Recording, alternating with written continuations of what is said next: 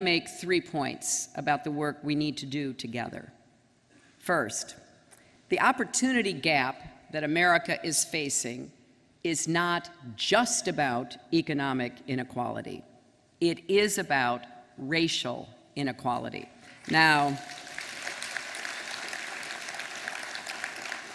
that may seem obvious to you, but it bears underscoring because some of the evidence that backs it up would come as a shock to many Americans.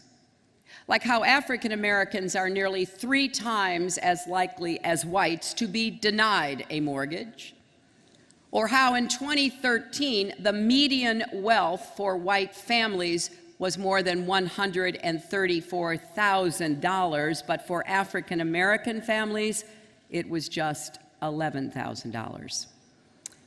A lot of people don't realize that our schools are more segregated today than they were in 1968. Or even that African Americans are sentenced to longer prison terms than white people for the same crimes. Or that political operatives are trying every trick in the book to prevent African Americans from voting. And listen to this one, because as somebody who started with the Children's Defense Fund and who now is the proud and delighted grandmother of a 10-month-old granddaughter, African American children are 500% more likely to die from asthma than white kids.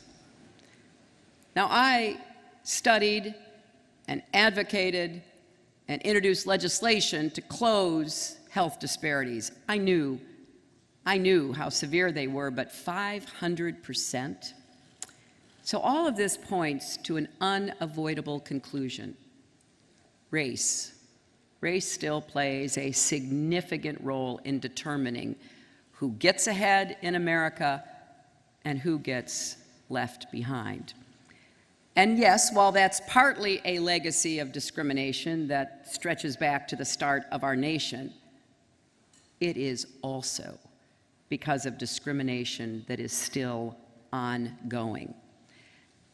I'm not saying anything you don't already know. You understand this better than I do, better than anyone.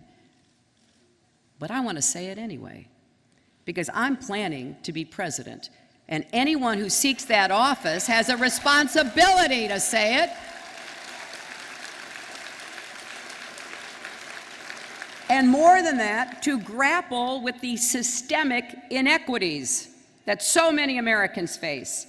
Anyone who asks for your vote should try their hardest to see things as they actually are, not just as we want them to be. So I want you to know I see it and I hear you. And the racial disparities you work hard every day to overcome go against everything I believe in and everything I want to help America achieve. The second point is this. This is not just about statistics, as damning as they can be. This is about Americans doing some soul searching and holding ourselves to account. This is about all of us looking into our hearts, examining our assumptions and fears, and asking ourselves, what more can I do in my life to counter hate and injustice? How can I make our country a better, fairer place? Let me be clear, I think all of us kind of introspection, but those of us who have not experienced systemic racial inequities, we have an extra obligation. We need to do a better job of listening when people talk about the seen and unseen barriers they face every day. We need to practice humility rather than assume that our experiences are everyone's experiences.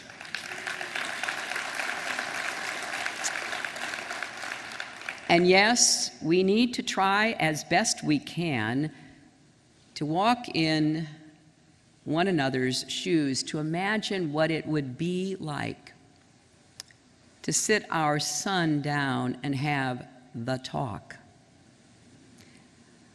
Or if people followed us around stores or locked their car doors when we walked past. That empathy, that's what makes it possible for people from every background, every race, every religion to come together as one nation. That's the kind of generosity of spirit that makes a country like America endure. And given what we've seen and experienced over the last 2 years, this is an urgent call for people to search their own hearts and minds. Here's my third point. We've arrived at a moment when all these challenges are in sharp relief, and we have to seize it. Too many times now, Americans have come together in shock and horror to process a violent, senseless tragedy. Like Trayvon Martin, shot to death, not in some empty, desolate street somewhere, but in a gated community. He wasn't a stranger. He had family there.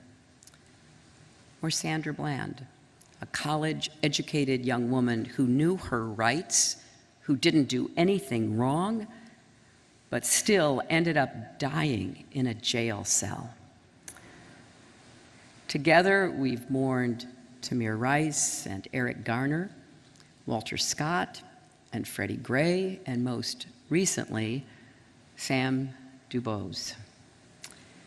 These names are emblazoned on our hearts. We've seen their faces, we've heard their grieving families, we've seen a massacre in Charleston, and black churches set on fire today in 2015.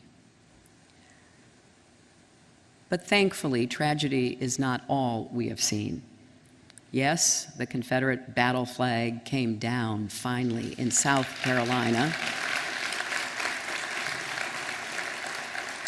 The families of the Charleston victims reached out with extraordinary grace to the man who killed their loved ones, and President Obama delivered a eulogy that sounded as though it had come straight from angels, ending with amazing grace.